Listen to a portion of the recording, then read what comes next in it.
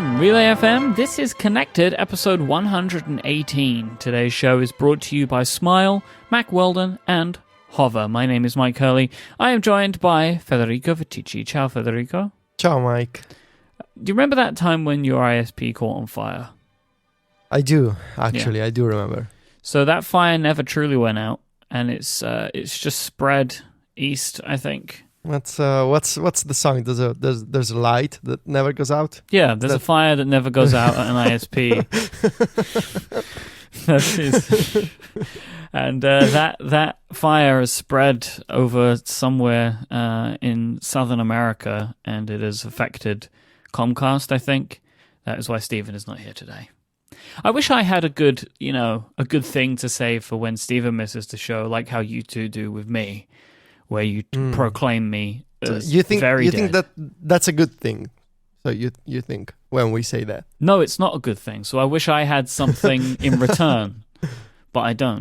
Like a comeback. You don't have a comeback for that, Mike. Last week I was sitting listening to the show live as you two were recording, whilst I was sitting in my new flat while a boiler was being replaced. How did that feel? It was horrible.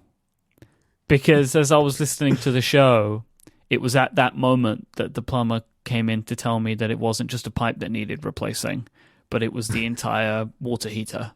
You did feel like you were dying. It felt like that for a little bit. My bank account is thoroughly dead right now. It was a metaphor for your wallet, Mike. It's a very, very, very good metaphor. Talking about metaphors for wallets and no money, etc., Stephen bought the Apple coffee table book, and he produced a lovely little video. It's something that only he could do, which was to show off the book alongside the actual hardware that he owns. And when you see it in this context, I mean, obviously he didn't show every page, but you just see the incredible amount of stuff that he has accumulated over the last couple of years. It really is quite frightening. Yeah, so you know the movie Jumanji. Yeah, so it's like Jumanji for Apple nerds. You just open the book and old products come out. That's what happens. That's what that book is in his house. Every time he opens it, there's a stampede of iMacs. I mean, he has 13, so it's quite literal at this point. It's a really unlucky number. Oh man, it's a nice video. I like the Apple socks part when he opens it and all the socks are all stuck in the book. Apple should have actually done that. I think they should have just put a selection of Apple socks, the iPod socks, in the book for you to just peel off and use to your heart's content. I'm not sure that's a good idea. Just buy a book with the socks inside. Is the book a good idea? I don't know. Are you going to buy it? Are you interested in buying it? No, I don't have enough space. I'm already full of stuff, right? Yeah. All of these home accessories and iPads and consoles. I mean, only to convince my girlfriend that the PSVR was a good idea, I needed to do some serious cable management to hide that mess, from her field of vision. I have not gotten that down. I feel like if I buy this book, because when I got the Iconic book a few years ago, it took a lot of convincing to say, look, this is a good idea because it's a great product. And I feel like the Apple book is even bigger, especially if you get the big version. And I live in a small apartment. I don't have that kind of space. Steven has a museum, so it makes sense for Steven. That's true. I cannot afford that. It is little known, but Steven actually lives in a mansion house. And he has a whole wing of his home, a vast wing of his home, dedicated to displaying his Apple products. It really is quite impressive. Yeah. I mean, his family members pay a ticket to go inside, so it's serious. It's legit. So, it's legit. It's a whole enterprise. It's like a whole big thing. That's what he does. That's what he does. He doesn't actually do anything for Relay FM. He just manages his museum. It's all a front, Yeah, it's his brother does the podcast. Actually, it's not Steven. Nobody's seen Steven in 10 years. He's been curating the museum. The whole thing is a lie. I have to say, as time has gone on, I've decided that I do want to own this book, but I don't think I'm going to buy it. I think I might put it on the list. You gonna steal it? Yes, I'm gonna run into a store and just pick up the one. They don't cable anything down anymore. Because in the new stores they have that thing, right, where you can just pick up and walk away with stuff. But when you leave the store, the phone locks down. So, what happens to the book? Does all the ink run out of it? There's just gonna be some guy with a gun chasing you. Oh man, that's okay. It's only a book. I've got to put it on my Christmas list and my birthday list, and somebody might get it for me. But it's something that I want to own. I have grand dreams here of putting it on my coffee table in my new apartment. You know, it's like, look, this is, you know, how artistic I am. I have just a pure white book. Look at this beautiful product. This is how I make money. I talk about the things in this book. Exactly. I just open it up to a page, and as people come in and out of the home, I can explain to them the intricacies of the antenna bands on this iPhone compared to the other one. Yeah. I make a living talking about the iPod socks. That's what I do. We talk about them an awful lot, though. So, kind of, yes, we have. It's kind of accurate. Talking about soft products created by technology companies. Did you just say soft? Yeah. Okay. The Google Daydream arrived. Oh, yeah, it is soft. It is very soft. Kind of like a pajamas for your face. It is like pajamas for the face. That's exactly, because also when you put it on, you go into a wonderful dreamland. Oh, man. Mike. Yeah, what's I up? know you're making a really bad pun about the name of this product.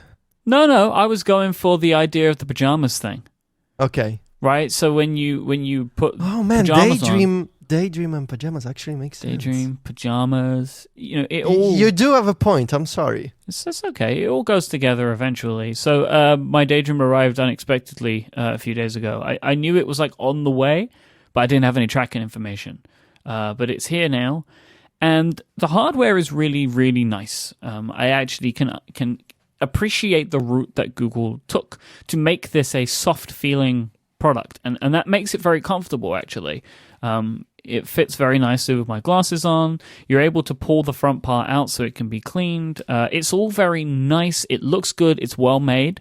I think this is definitely continuing along the trend that Google started with the Pixel of making good hardware, right? Like this is good hardware. The little remote that it comes with is awesome. You know, it's like a little Wiimote and you just like move it around, but it adds something more to phone VR. A lot of phone VR stuff, you kind of just moving around and tapping the headset. The one time that I played the Gear VR, that was what I was doing. Like, you just moved your head around and tapped the headset, which didn't really work so much for me.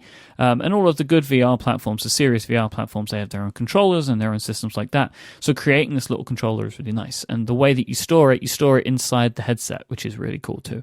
So like they're always together. It's got a little piece of elastic that holds it in, and then you just close the headset and it's all together in one little piece. The thing that I find the most interesting and compelling about this whole thing is that now I have a package of VR that could be used anywhere. Now, that's what's really interesting to me. So, you know, let's just say that I was a person who used my Pixel all day, every day, right? Like that I was a full-time user of that. It was my full-time phone. I could just throw this thing in a bag when I'm traveling or whatever, and if I'm on a long journey, I could just pull it out, strap it on my face, and play some games or watch some YouTube videos or whatever, right? Like that's kind of the idea of this. Let's set aside for a moment the awkwardness of that, because I want to talk about that in a moment.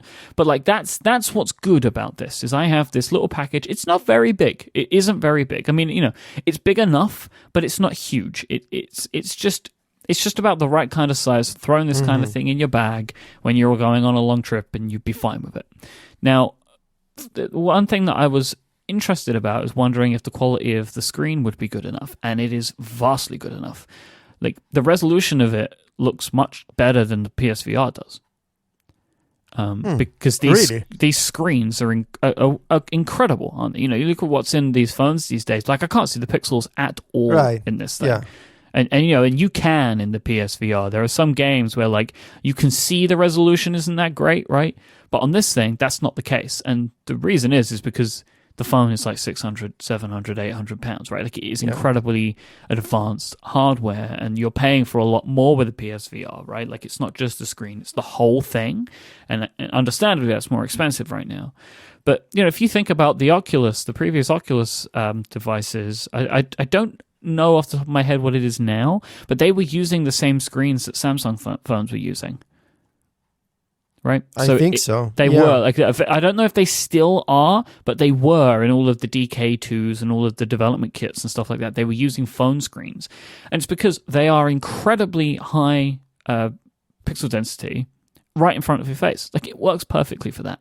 However, the phone gets incredibly hot after use. Like, I Do you played feel for... Oh, yeah. I played for like 25 minutes and couldn't hold the phone comfortably. Oh, wow. Yeah, it gets insane because it is processing an incredible amount, right, to do this. Now, I'm going to assume that it's okay, that Google had thoroughly tested all of this, but the phone gets really, really hot after playing for an extent, not even a massively extended period of time, but like a good, comfortable amount of time. What kind of games have you played? There aren't a lot right now. There is a handful of games, and then there's some experiences. I haven't done any of the experiences stuff. I played some of the games. Some are good, some are not. I found a couple that I did like. There's one called Arc Slinger, which is a first-person shooter game, but it's like you are fixed in position, and it's like a shooting gallery type thing. It's like a Wild West game, and you have to shoot people.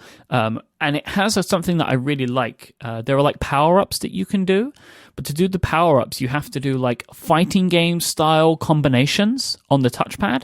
So maybe to get the fire bullets, you have to do up, down, left, right, up, down, up, down.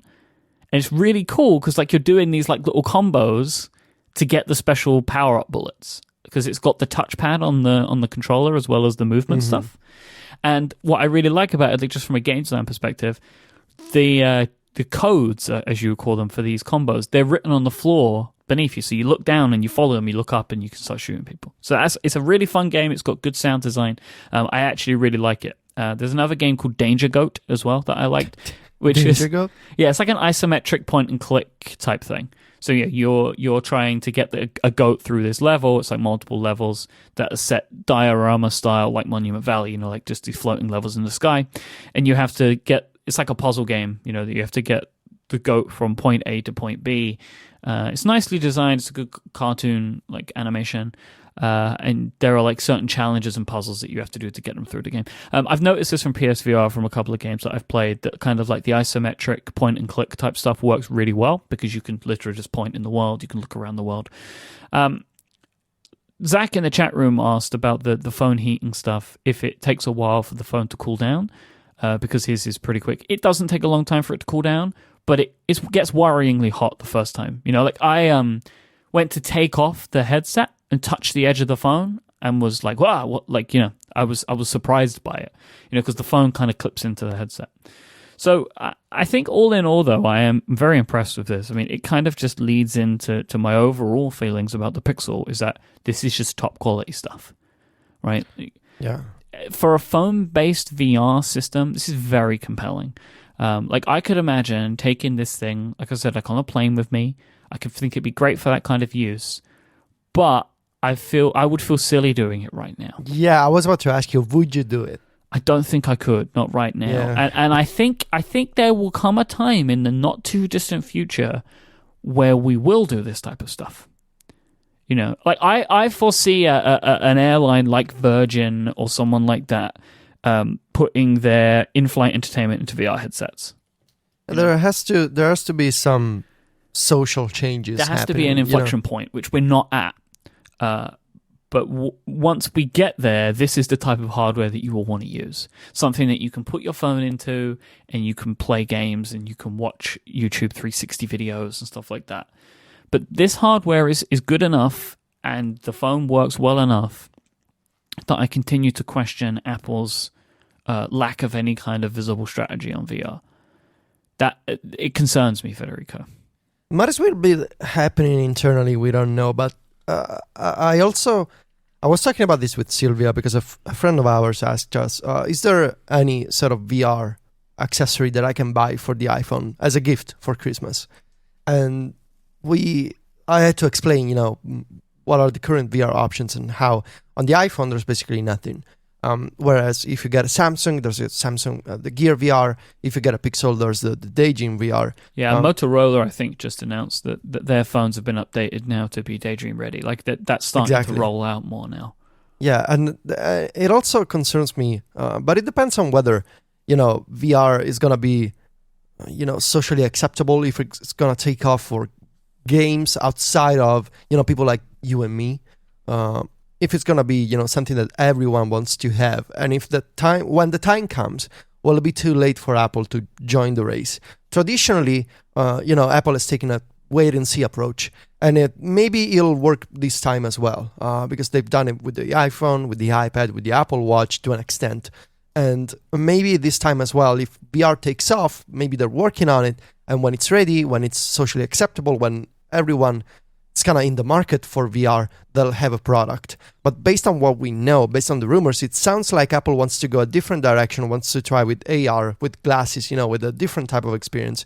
So I don't know. Right now, VR is expensive. Just by telling my friend, she asked me how much, what's the budget here? What kind of money do I need?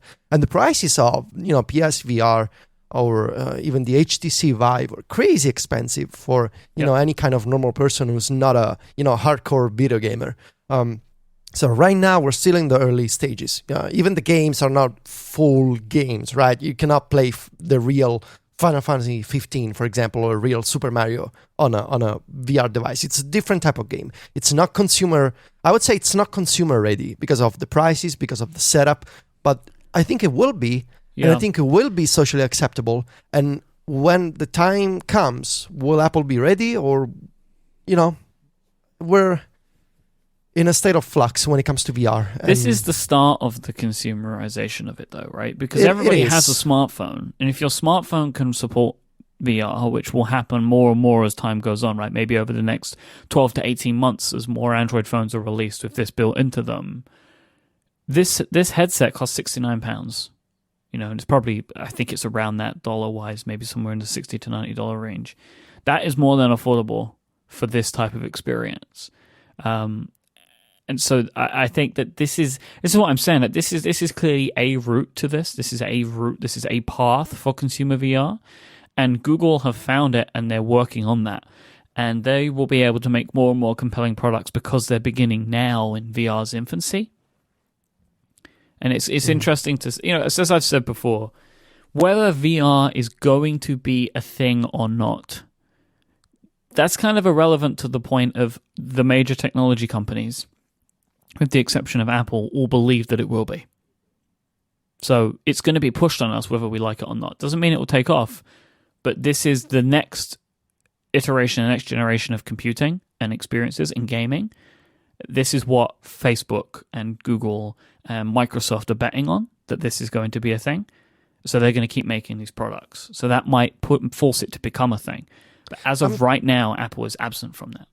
I'm trying to think of examples in the past of technologies that seemed to be a big deal because everyone was doing them and Apple was not. And eventually kind of cooled off, the hype and the anticipation. And maybe it was a sound decision from Apple not to invest time and marketing and everything into making those products. I'm trying to think of examples. Netbooks? Maybe. That could be, maybe. Netbooks could be, because it's for a while, for a couple of years at least, it seemed like everyone was doing netbooks, and then Apple came out with the iPad. So maybe, could be that right now everyone is doing VR, and Apple will come up with something different, related but different. I don't know. I do get your argument, and if it really takes off in this current shape and form, it's going to be more powerful, it's going to be faster, it's going to be cheaper, but will it be the visor that you put on your head and shuts you off completely from what's around you, or will it be some other thing like the HoloLens, or like a mixed VR AR together? I don't know. It is interesting to also, because we're lucky we can afford it, to try right now. I think it I'm interested in the smartphone VR. I don't want to buy a phone like an Android phone just for VR. That's why I'm happy that I got the PlayStation VR, because I'm having fun with it, and it's also fun to show it off to friends who are not in the market for a PlayStation 4 and the VR accessory, which altogether it's like almost €1,000, which is crazy expensive. But I'm glad I did, because it's kind of showing me what could be in the future one of the new standards when it comes to interaction and video games. I'm still skeptical if this is going to take off in terms of non-game applications. I can imagine the potential. I can imagine, things like Skype or conference calls, or... I think it's going to be an entertainment-focused platform for a long time. Or an education platform, maybe. Yeah. Content. Consumption. Right.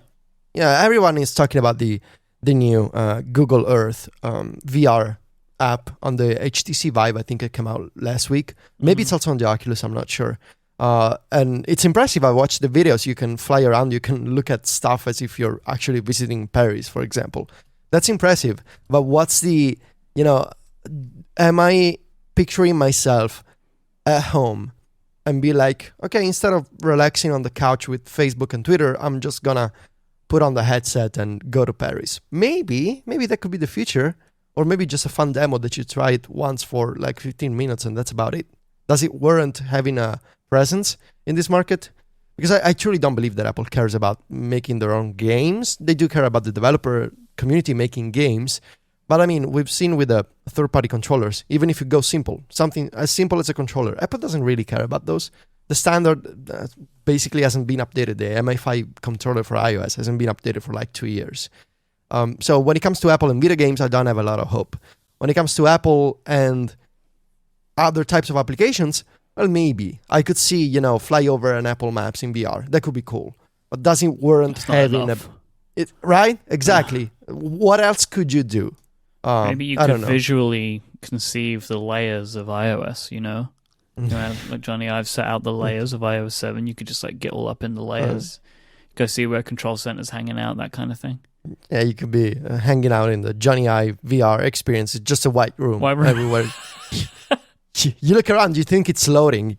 It's actually that is the VR experience. It's all white. Ive Simulator. This episode is brought to you by Hover. From artificial intelligence doomsday theories to puppies wearing fedoras, over 2 million blog posts covering every topic imaginable are published on the web every single day. That's why it's so important to have a great domain name that stands above all the noise and gives you the platform for which to spread your ideas.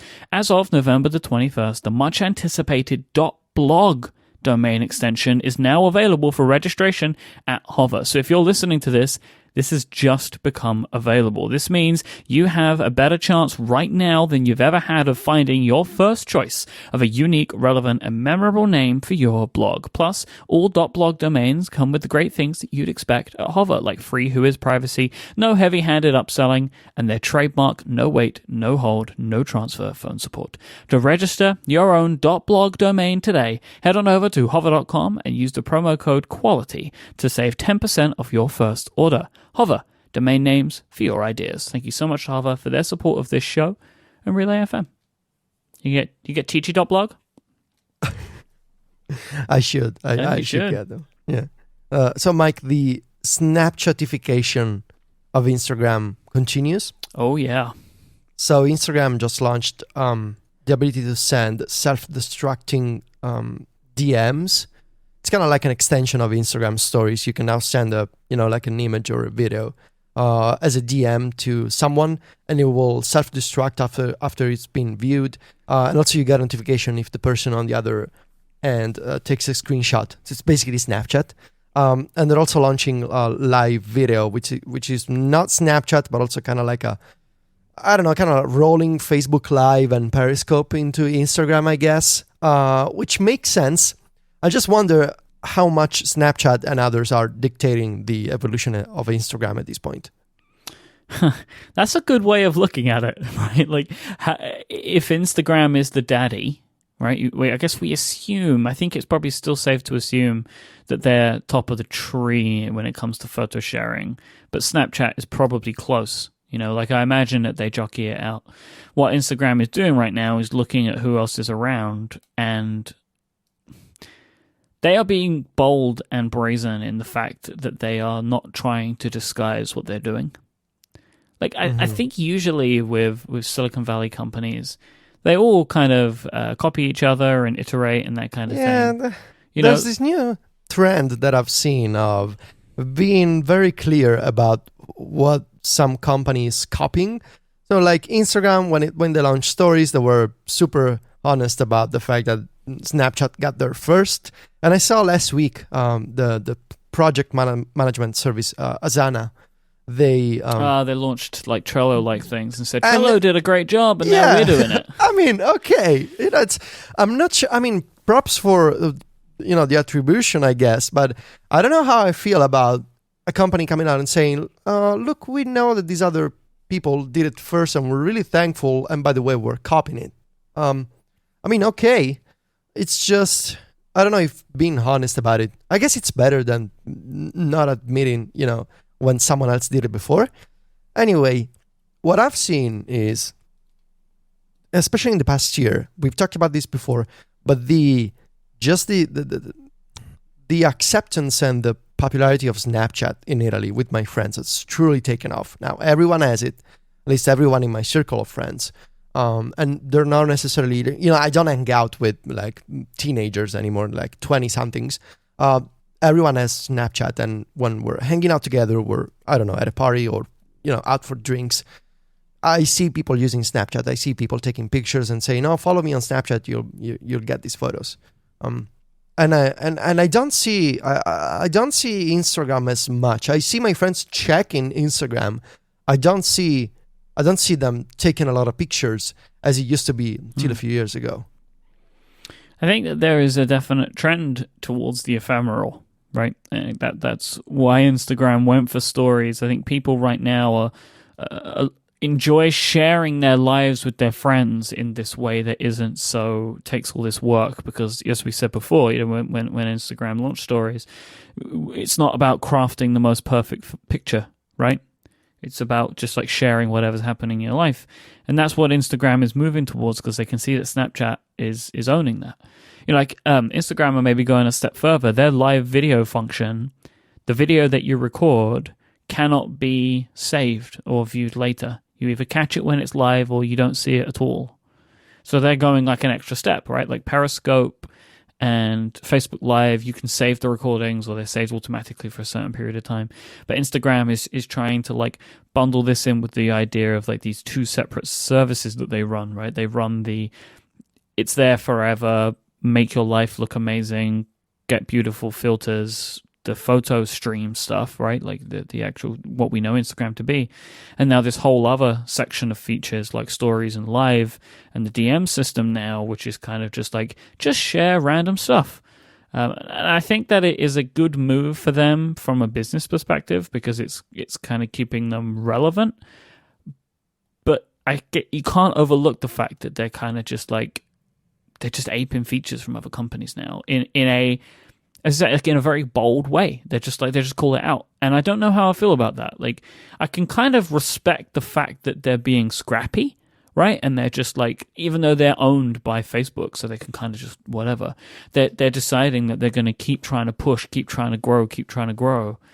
Yeah. I can appreciate that, but it's like this idea of just like, are you innovating anymore? Because the reason that you're here in the first place is because you were a company that did something that nobody had done before, and in the way that you did it. Like, you created this whole platform, this whole idea of like filters, like again, they really popularized it. There are apps like Hipstamatic which did it, but like Instagram kind of really made it a thing, right? That you had this social network and all you did was share photos with people, and you'd like the photos. And now there are many companies that try and do that in the way that they do it. But now it just feels like they're not really contributing as much as they used to. When you look at like, I am becoming increasingly obsessed with Snap's rollout of spectacles. Yes. I am just devouring news stories about it. I think it is one of the most incredible product launches of the last 10 years. The way that they are just, you guys spoke about it, like these vendor machines popping up, and they're creating these pop-up shops, and like no tech press are getting review units. They have to fight to get them, even though the reviews are universally good, right? They're not hiding it. They've made a good product. Like, everything about the experience is fascinating, and I desperately want a pair to try, because I actually think that it really is a very interesting product that looks good and seems to work well. And I just keep looking at that, and I'm like, that is an innovative company right there. They are doing new things. But Instagram are not. They are like bumbling along and trying to catch up on features. And it's just interesting to watch that happen. Yeah, I feel like we're moving on from, we used to say congrats for shipping. Now it's becoming congrats for copying, and it's becoming acceptable without being sarcastic about it. And I also believe that Snapchat is truly doing some innovative stuff. I have to say, I kind of want to get the spectacles, even though you're probably not gonna get those in Italy anytime soon. No. It's a simple idea, right? It's camera and sunglasses, but it's a whole package. The whole idea of the experience combined with the Snapchat app on your phone, because I feel like many times when I'm around and I want to share something, I just don't have the timing or the patience to capture something and to announce myself, to say I'm about to take a Snapchat. I just forget about it. I'm just not in that mindset. And I feel like having the spectacles, especially in the summertime, with a good season when you're walking out more often, going to the beach and stuff, I feel like that's a great idea, Yeah, like I think me and you are embedded in a certain way of social networking which doesn't fit to Snapchat. Like, because I think to myself, I'm going to post it, but I can't tell anyone that I've done it. Right? Like when I post something on Instagram, I can just cross-post it to Twitter. But like, so that, again, it's like that's just the locked-in thing of me of like assuming that everybody is looking at my Twitter feed and that I push things there. Like, I did a thing recently where I was taking Snapchat things, I can't even remember what it was about, and I tweeted about it to tell people to go there, because it's like that, in my mind, that's the only way anybody ever finds out about anything. Yeah, I keep Snapchat on my home screen, and I keep opening it and just poking around, but I never feel like I know what to share. And I agree with you, there's like this thing in my brain that's like, maybe if I had spectacles, I would try and like force myself into this idea of just like, all I have to do is press the button and it will record what I'm doing. I also think it would be really cool for vlogging. That's another reason I want them. I think it could be. Are you following DJ Khaled now on Snapchat? I had to stop, man. No, why? I couldn't do it. It was too much stuff. It was too much stuff, and I didn't understand any of it. I felt like an old man. Yeah, have you learned the key to success? No, I haven't. Oh, man. You gotta follow. I can't. Like, I followed him for like a day, and it was like, here's a bunch of things that I don't know what he's talking about, and it's like a million of them. Yeah, he's talking about, the major key alert and the key to success and a bunch of life lessons. Really important stuff. Stuff I don't understand. Yeah, top-notch work from Khaled. Talking about top-notch work, Apple have released their holiday ad. As with many companies now, Apple has a holiday-themed ad. They had... Was it last year that they did the one with the kid making... No, it was 3 years ago, Mike. Really? Yeah. He won an Emmy Award. Yeah. That was a great one. Do you know what last year's... was last year's one Stevie Wonder? I think Stevie Wonder was with Andra Day. The song was last year. Yeah. I cannot remember 2014 because Misunderstood was 2013 with the kid and, the movie. Last year was Stevie Wonder and Andra Day, and I cannot remember the year before. So Apple are taking the line that a lot of companies are. I'm seeing this in the UK. I don't know if you're seeing this in Italy. From people I've spoken to online, it doesn't really seem to be the trend in the US yet either. But to make holiday season ads that do not push a product, but have a story, like some kind of story to them, which makes you feel positive things for the brand. Do you have other examples? John Lewis is my biggest example. In the UK, John Lewis really kind of pioneer this. They are the ad that everybody waits to come, and then when it does, it's like, oh great, the John Lewis Christmas ad is out now, right? Like, it is a big thing. They have a thing this year called Buster the Boxer. It's like this whole thing, right? Like they create these ads which focus on some fictional thing that they've created, and they are multi-million-dollar things, and it ties in with the store, and they sell merchandise. Like, here it is a big thing. John Lewis is a huge department store. Think of like a Bloomingdale's or a Macy's or something, but it's a nationwide chain. And this is their ad. Like, so for example, the John Lewis Christmas ad right now has 18.5 million views on YouTube, and it was launched 2 weeks ago. Like Oh, wow. it is Nice. a big thing here, and now there are a lot of companies, especially supermarkets and department stores, that are creating these types of ads. So they don't show products. They are just intended to give you warm, fuzzy feelings, which you in part put onto the brand.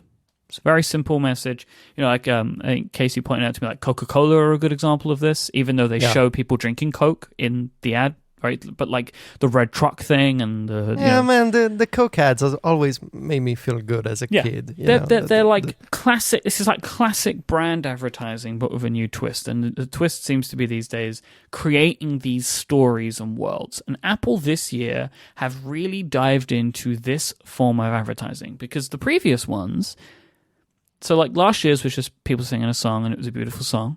But like, the misunderstood one, the one that everyone keeps talking about, the guy was using Apple products to create a thing.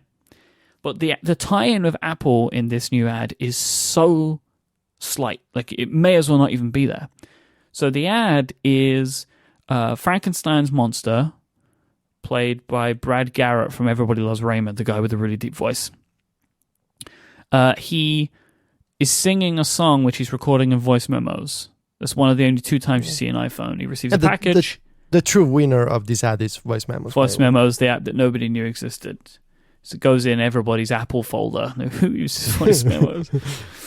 He receives a little package, which are 2 little light bulbs. He goes down to the town. Everybody is horrified to see Frankenstein's monster in the town. And he puts the little lights in where his bolts go, and they light up, and he starts singing a song, and everybody rejects him, but a child and the wonder of the child sings with the monster, and then everybody loves them, right? There is an idea of like, I don't know, that he's playing the little song, he's playing the tune from his voice memos and singing along with it. Yeah. And it is intended, I assume, to be an ad which is to invoke the holiday spirit. Right, like that is the idea, that they want people to be together over the holidays, and they have created a very expensive ad with a star and clearly some very expensive makeup and sound effect, visual effects to pull this whole thing together, because they've had to create this guy that's taller than life, right? Why did they do this, do you think, Federico? Like, what are Apple trying to get out of this? I think it's not necessarily about the iPhone. It's more I see it as more of a statement about Apple as a company. The message of love each other. Where even though we're different, we're all in this together. That's the idea that I get, and it's a very good timing for this ad, especially because of the political scene at the moment. And I feel like they're using the iPhone and voice memos just briefly to kind of identify the company, but then the message is at Apple, They say this over and over. We care about diversity. We care about all kinds of people, and we want to make products for all kinds of people also. And I feel like the ad itself is kind of weird initially, because you're seeing this monster, and it stays weird until the moment that it screws the light bulbs into his neck. But then when you see the child, when you see the reaction, when you see the second half, I gotta say, it brought a smile to my face. This commercial. Which I totally get it. Like, I'm smiling for a commercial. There's a multi-billion-dollar corporation making money off of this. But it's the idea, the genuine idea of, where it's the holiday season for those who celebrate it, of course. And it's a good moment to reflect upon the idea that we're different, but we gotta love and respect each other and accept each other. And I think it's very smart, And we're constantly bombarded with all these commercials about phones and computers, and it's with the holiday season, with the end of the year approaching, I think it's a good message. I know it's about a corporation, it's about a business that makes money, makes billions of dollars, and not all parts of that business are as kind and warm and loving as this commercial, but it's a good ad, and it makes me feel good. It makes me feel good watching it. I like the story. I like the romantic idea that the ad tells. I agree with you. Like, I think that the ad is weird, but it's not weird in a way that I think is unpleasant. It's weird just because why did they choose Frankenstein? Like, monster. Otherwise, people are just gonna correct you. You noticed I was saying it every time, right? Frankenstein's monster. Yeah. People love to correct you on that. I think that even it's just a strange route to take, right? Like I can't imagine the meeting in which that came up. It's very abstract, but that will make it memorable. I find it just a weird way to tell the story, but the ad made me feel good, which is exactly what it's supposed to. So I think that they've probably succeeded. I think so. I mean, in an alternate universe, there's an ad with Tim Cook sitting behind the desk and making a big political statement. Yep. But in this universe, they're taking the more subtle, warm, fuzzy feeling approach of showing you a monster who gets accepted by a child and all kinds of people afterwards. I think it's a good message. I think it's nice. It puts Apple in your mind, but not in the way of, here's the latest iPhone. It takes a bunch of pictures at super crazy resolution. It's more of a feeling. It's classy. That's what I'm going to say. It's even in its weirdness and strangeness, it is a classy, elegant ad. I agree. Talking about classy and elegant, let me talk to you about Mack Weldon. Mack Weldon is the company that makes amazing, comfortable, really good-looking underwear, socks, shirts, undershirts, hoodies, and sweatpants that you will be able to wear every day and feel good in them, feel confident in them, smell good because they have this silver stuff that is naturally antimicrobial. They have this whole line of silver underwear that eliminates odor. It's cool science stuff that they have. They have undershirts and stuff for that as well. Mack Weldon really is a company that believes in smart design, premium fabrics, and simple shopping, and that comes across their entire experience. It is so easy to go to their website and buy stuff, right? Like, you're not jumping through hoops, and what I like is that the more you buy, the more you save. They have like the savings indicator across the top, which I like as well. But then when the products come to you, you're going to feel good in them because they spent a lot of time making them comfortable. Mack Weldon truly believe that you should be comfortable in their products. So that's why if you don't like them, they will refund you and you just keep the products. Because they don't want your underwear back, basically. But Mack Weldon are all about making sure that you feel good every day, whether you're going to work, going on dates, or just for everyday life, no matter what it is you're doing, whether you're working out, whether you're getting on a plane for 8 hours and wearing their amazing sweatpants, which I could talk about all day. They just care about you feeling good and looking good, and that is mirrored across their entire product line.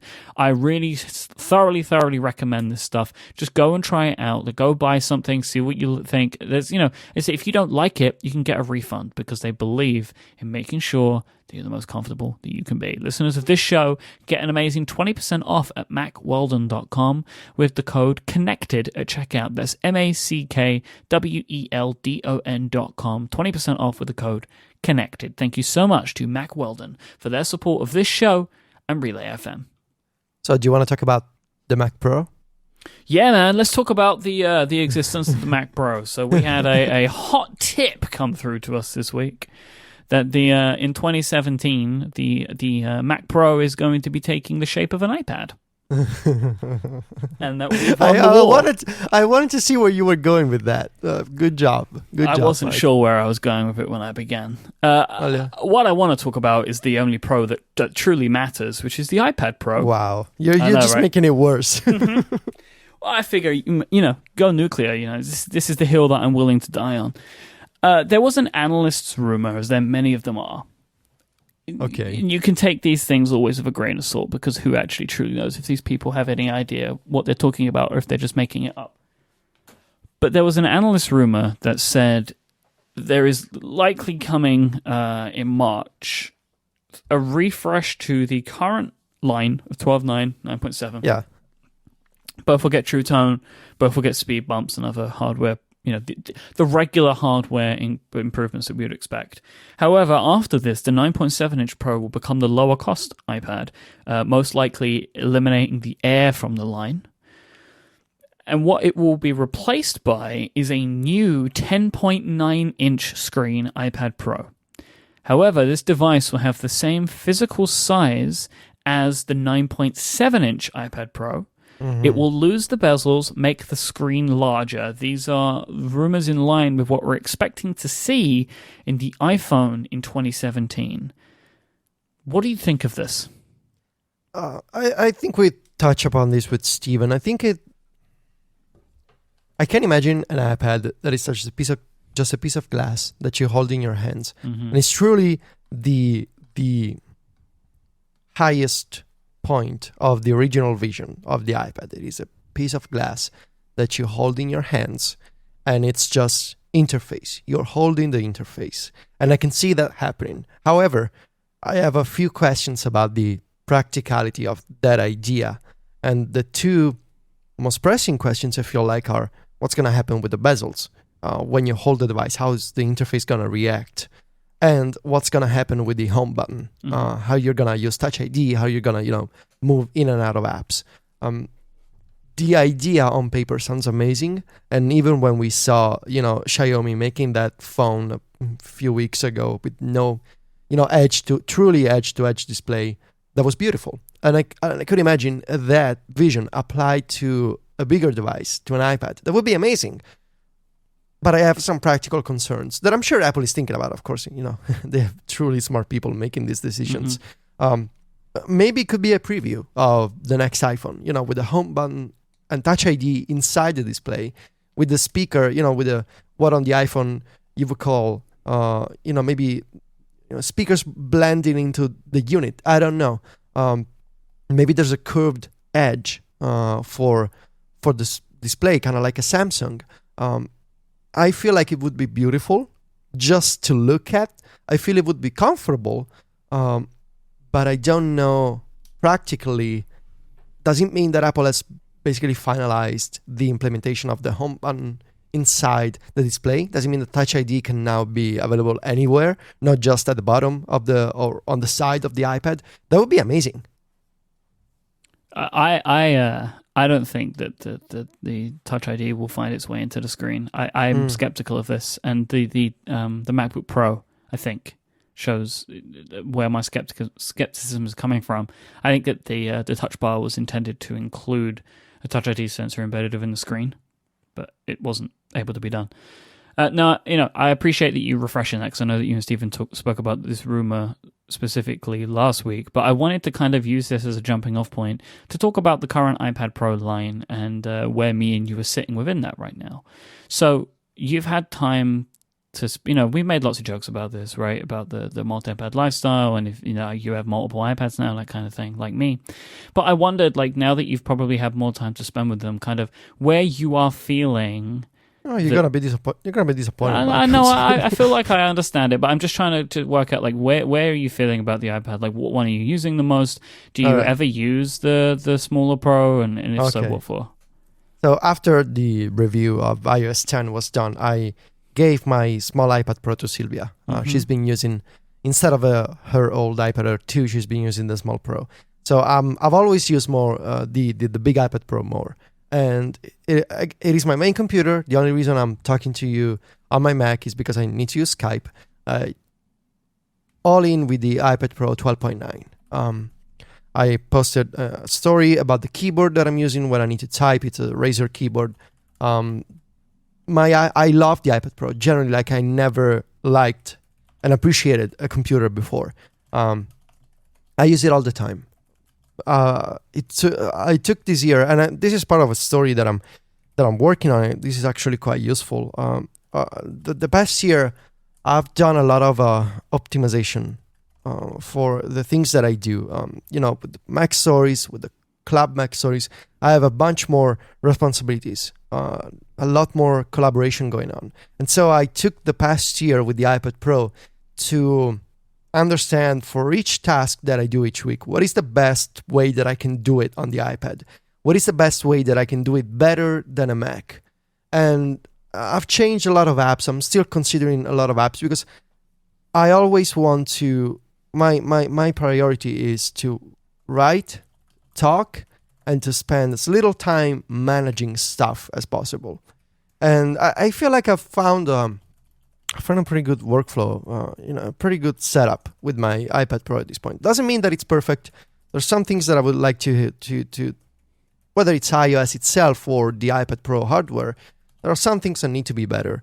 But I feel like I have found the iPad and the device that truly satisfies my needs for computing. It's such an ugly word, but I'm happy with my computer. And in a way that maybe I wasn't in the past. I was constantly looking for, maybe a different Mac, maybe a different iPhone.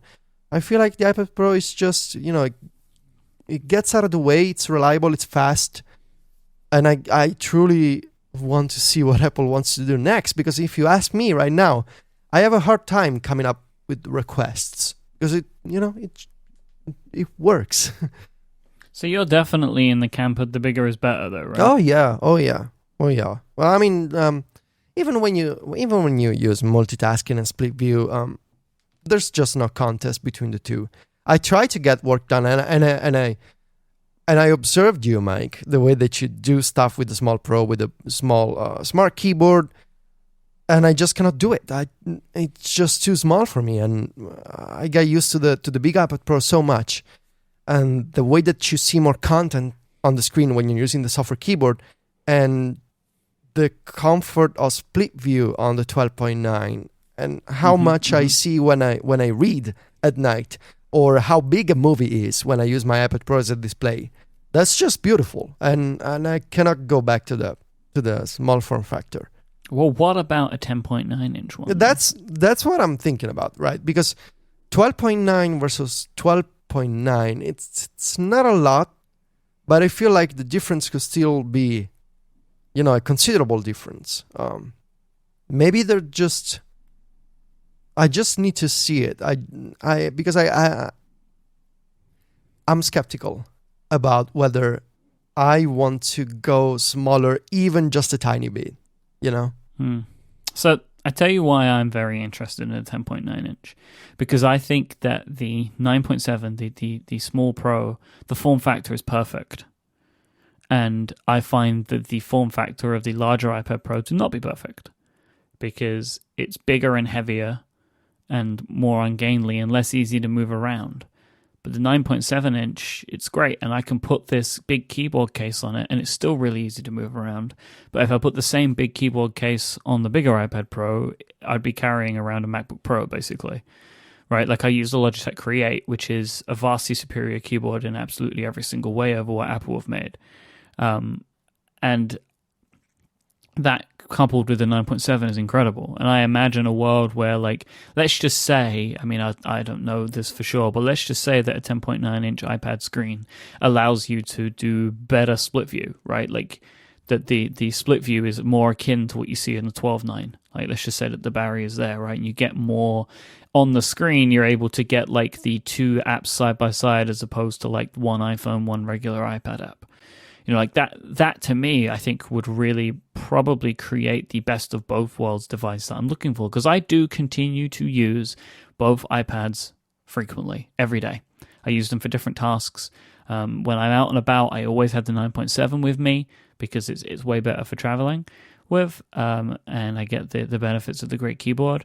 But like this morning when I was doing the show notes for the show, I wanted the large screen of the 12.9 to get all of my notes side by side of Google Docs and Apple Notes.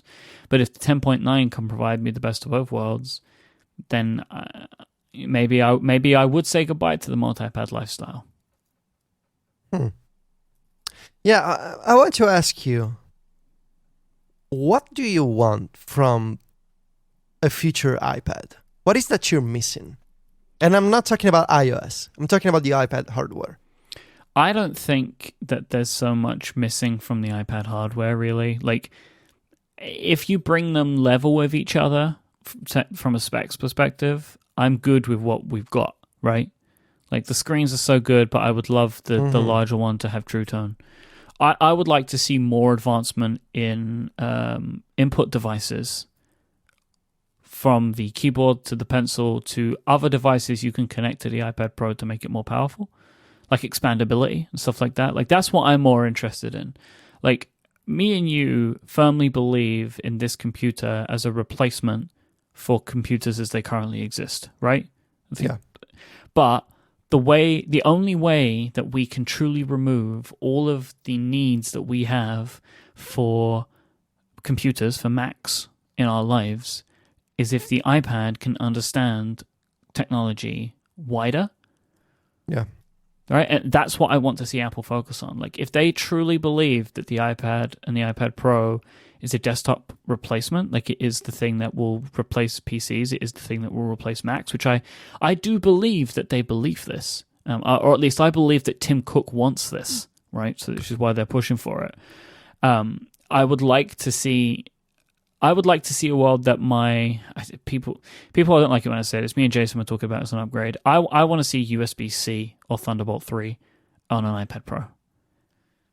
Yeah, I feel like so much of that falls under two aspects of iOS, which is file management and the audio framework. Yep. Because a lot of the things that when we talk about, understanding technology wider, a lot of that is external drives for managing documents and archiving files or audio interfaces, whether it's a microphone or it's probably like a USB audio interface.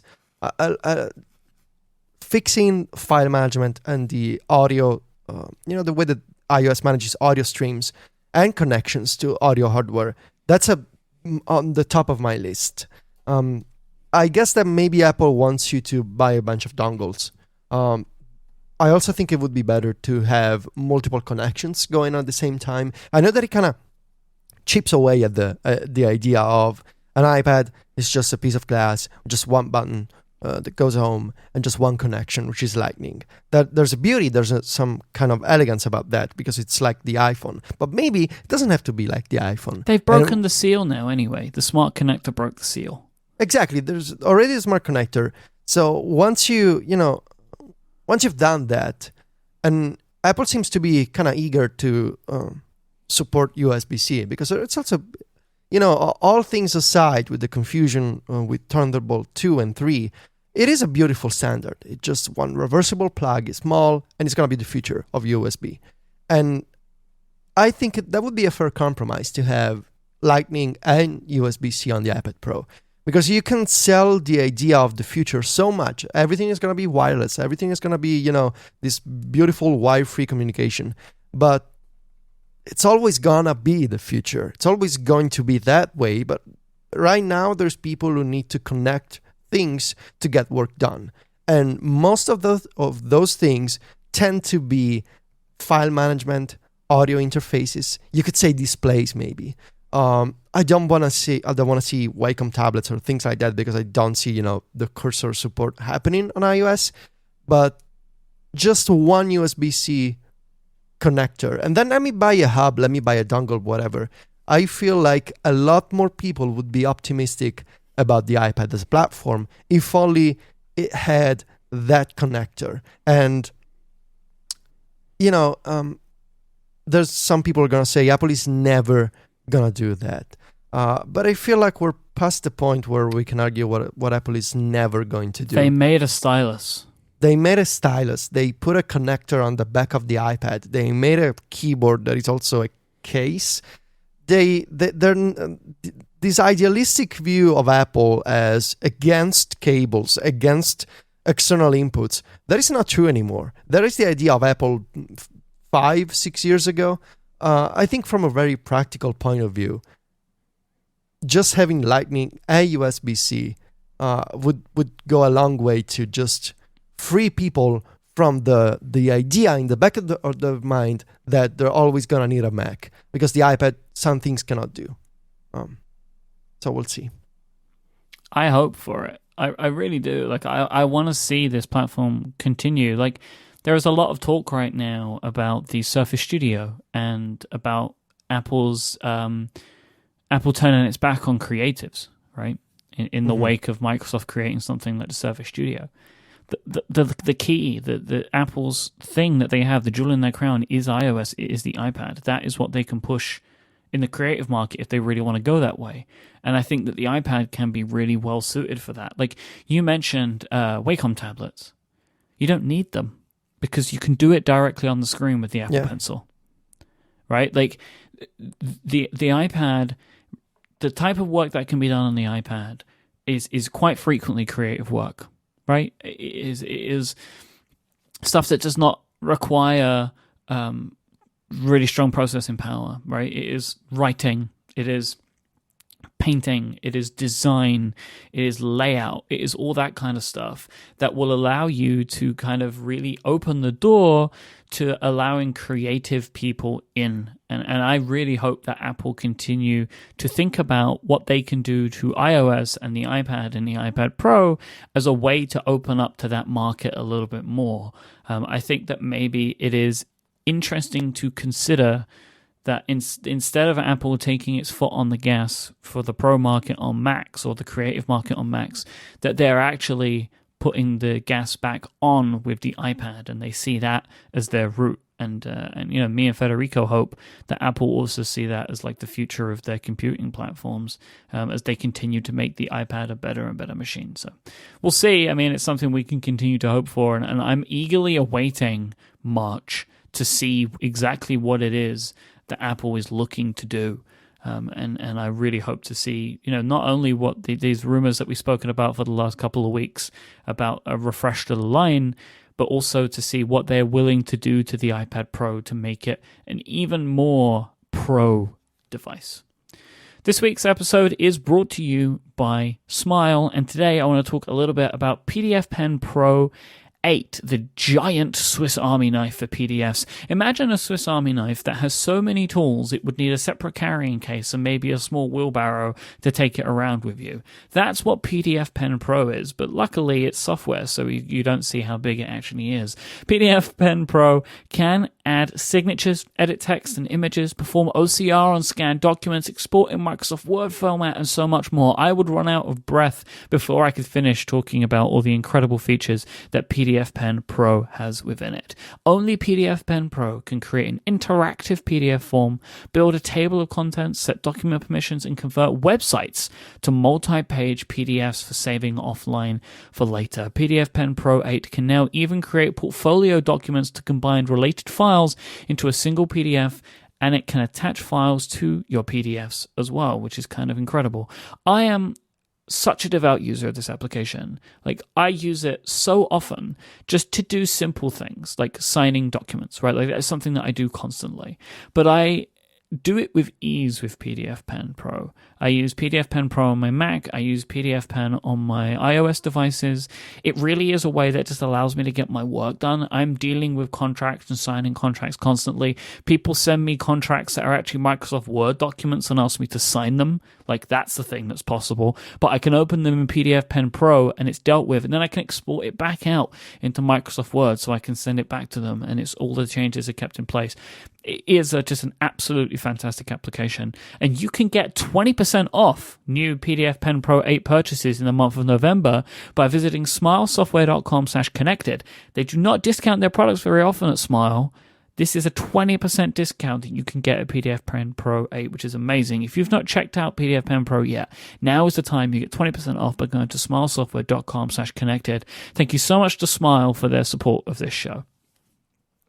So, Federico, a couple of weeks ago, I sent you a message and I said, Federico, I need a good Markdown text editor. And we spoke about this on the show that I ended up going with Bear, and Bear is what I'm using. But now you're going to tell me about another one. Yeah, I mean, I'm sorry. That's my first comment. But there's an update for, IA Writer, from the company Information Architects, I think it's the full name. Yeah, it is. IA Writer is an app that's been around for a while. It's done some weird things in the past. Yes. When it split up into 17 different applications it became? No, then it brought it used to be 2 apps. It used to be a pro version. Eventually, they kind of went back and did just IA Writer. And they've done some things with the developer community, I think, that didn't put them in a under a good spotlight at all. Oh, yeah, what was that? They tried to paint some words or something? Yeah, no, they tried to file a pen for one of the features of the app, I think, either focus mode or how you can highlight different parts of speech. Like adjectives. The syntax highlighting stuff. Yeah. That was a truly bad move. But I can tell how nice you are. You know how nice you are. So I'm goading you into talking about these things. You don't want to talk about them, but I'm making you do it. No, it's fine. I mean, it's I feel like they made a truly bad decision with that stuff. Yep. Something I wouldn't have done. especially because the iOS indie developer community is very tight community. Anti-litigious. Exactly, and it used to be the time when that troll was threatening to sue developers, and then another developer was also asking for credit. It was messy and something I would not have done. But it's been a few years, and it is my job to judge apps on the technical level, on the functional level. So this update to IA Writer version 4 came out, and I got a beta. I've been playing around with the beta, and there's some aspects that truly intrigue me, and I feel like the app itself, if you forget about the backstory, which most people don't care about, no, it's mostly forgotten now. It's dealt with. They took the right thing. They went back on it. Yeah, exactly. Backtracked on it, and only looking at the app, there's a lot of things to like, and there's a lot of features that could make this app one of the best markdown text editors on iOS. And, I think because of what happened a few years ago, I don't see this app mentioned on a lot of blogs, at least the people that I follow on Twitter and RSS. But it is an app full of interesting details. So the big news in version 4 is that you can add content blocks. So this is called in computing transclusions. We're going deep now. With transclusion, it's very simple. You can reference a file and include that file in the output of another. So in IA Writer, it means you can create a text file, reference by name another text file, actually a bunch of text files, a bunch of images. Then when you compile, let's say you compile the master file, you're going to have the contents of all the references inside the body of the main file. In practical terms, this means I could have a master table of contents file when I insert a bunch of references to introduction.txt and section1.txt. And when I export this file, the contents, the plain text, the markdown of those files will be included. And when you apply this transclusion to the fact that IA Writer can include text files, images, and even CSV files, spreadsheets, which are automatically converted to multi-markdown tables. That's amazing. And the idea is we can let you produce these long manuscripts, documents that take files and references from a bunch of different places in your local directory. So you don't need to have this long document that's like 20,000 words. You can just include references. Could be quotes, could be sections, could be images, could be tables. And I think that's a very clever idea. They're publishing, in a very stark difference from the past. They're publishing, the spec that they used on GitHub for other developers to adopt. And I saw some back and forth on Twitter with John Gruber, and John said this is exactly why I didn't want to have a very precise and updated spec for Markdown, because it means people can, jump in, make modifications, suggest them, and by leaving Markdown, the basic idea so pure, so simple, others can extend it in a way that I don't want to do. And I think that's very clever. And I think content blocks based on transclusion is one of those ideas.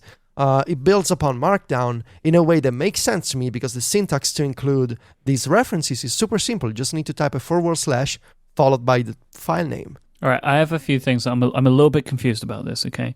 So I'm going to need your help. So, sure. Why do you want to do this? I'm thinking when I'm working on reviews or other types of documents, long documents, instead of I can break it up in different files, kind of like I did with Scrivener this past summer for my iOS 10 review. It was broken up in a bunch of multiple documents instead of being in one single document that is too long to scroll, or when you want to do find and replace, you're going to have too many results. So it's more convenient when you're working on a long document, it's more convenient to break it up. And I can reference files to include them in the final output with just a line, with just the file name. And especially for multi-markdown tables, being able to work in Excel or numbers, which are fantastic for, spreadsheets are made for this. I can create a table there instead of having to deal with a messy multi-markdown table syntax. I can create a table in Excel or numbers, and then I can save it in IA Writer, and I have a multi-markdown table. I don't have to do any script. How do you do that though? Like if the table's in numbers, how can it be in IA Writer with a piece of text? You import it because IA Writer has excellent support for document pickers. Okay. So you can import the document. And I was curious to check out this feature. So during the weekend, I needed to produce some documentation for Mac Stories for the way that we do things. I needed to write a tutorial for the people who work for me. And I took a bunch of screenshots, and instead of having to upload them, get the link, I put everything in a folder in IA Writer. So you import the images into the application? Yes, in a folder, in a subfolder into the iCloud container of the app. Created a folder, put a bunch of images, started writing my text file. I referenced the images without having to upload them by using a file name. Then I hit preview Markdown. I generated a PDF, and I had a PDF documentation file that I shared with my people. And how do you know the file names though? Like, how do you know them to reference them? Do you name them in IA Writer? Yes. There's a rename feature, and you see there's a keyboard shortcuts. If you're working on the iPad, you can go back and forth between the sidebar where the files are and the text editor and the preview. You can navigate all of it with the keyboard. And I feel like this support for content blocks could be useful for me. But there's also other features that I want to talk about that I think could be useful. So IA Writer, unlike other text editors, is one of the few apps that allow you, this is going to get confusing, so pay attention, Mike. Oh, God. One of the few apps that allow you to open a document from other apps using the document picker in open and edit mode. Oh, yeah, no, I understand this because I listen to Canvas. You get it. Yeah, you can. So let's say that we use GitHub for Club Mac Stories to organize our text documents that every Friday will become the newsletter. With IA Writer, I can open a file from a GitHub repository. I can make edits. I don't have to create a copy. I don't have to create a duplicate. It makes changes directly into the working copy. This is the name of the app that we use. It's a GitHub client. It makes changes directly into the version of the file that is originally stored into working copy. And that is amazing because it means I can leverage all of the other markdown features of the app instead of having to use working copy doesn't have a real text editor, or having to use Textastic, which is a code editor, which is not really meant for Markdown. Yeah, but most of these applications that use document pickers, they create a copy, don't they? Yes. And then you work on a new, fresh version, which you can then save back in, which is better than it was before, but still not where we'd like it to be. Yeah, but exactly. This is interesting. So you could you take a Markdown document from Dropbox and you could just open it and edit it and save it? That's the thing. I think it depends on whether the document provider supports it. Yeah. So Dropbox, I don't think it does. Working Copy, it does. And it's an excellent Google Drive app. does as well, right? I think Google Drive does. I think it does. I'm not super sure. Uh-huh. Anyway, there's open and edit mode. There's also iCloud versions. So to use these content block features that I told you about, you need to use iCloud. Because I think Dropbox SDK has some limitations for developers, and they cannot, even Ulysses, we saw some features are exclusive to iCloud. And in IA Writer, you need to use iCloud for content blocks. iCloud's getting a lot better at this stuff now. It is getting better. It is getting better. And with IA Writer, you can actually browse and revert to an older version of a document in iCloud, which is very nice. Are you using iCloud Sync with Ulysses now? Oh, yeah. I've always been using iCloud with Ulysses, so it's been working fine for me. But the big difference between Ulysses and IA Writer is that you see real Markdown in IA. You see the syntax in line. And there's, what I mentioned, the syntax highlight, it's very useful. especially for someone like me, where English is not my native language. If I make the common mistake of using too many adjectives or too many adverbs, I can just highlight those in the document, and I will see those parts of speech in a different color, which is useful if I want to, avoid repetitions or maybe, cut on the adverbs that I use. Don't listen to them, man. They're just trying to tame your passion. No, sometimes, I get a little too deep into those words. So there's a lot of things to like about IA Writer, and I think it's important for me to consider, what I need. The big downside of IA is that it lacks the automation features of Ulysses. It doesn't have an extensive URL scheme. And I think you saw what I do for the club. I've seen some truly horrific things. They're not horrific, they're beautiful. I mean, horrific in a you won't believe you've seen such a thing. It's beauty that one cannot perceive. I'm thinking whether, what I do with Ulysses, I have workflow basically generate a template of sections for me. It does some regular expressions, a bunch of things. It reformats text, and it puts it into a document in Ulysses because there's a URL scheme that lets me do that automation. In IA, there's not that kind of automation support. But I could just, what workflow does, instead of sending it to Ulysses, I could just copy to the clipboard, open IA, and paste. The result will be the same. And I'm thinking, with this content block stuff, with iCloud versions, with the document picker open and edit mode, with the parts of speech highlights, this is a great writing environment. It seems like it's kind of like a love child of Ulysses and Scrivener.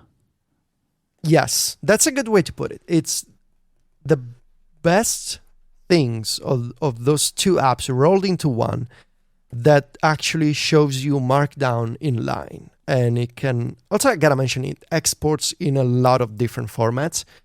IA Writer, there's a lot of power user little features that are too many to mention. Like there's a customizable keyboard row.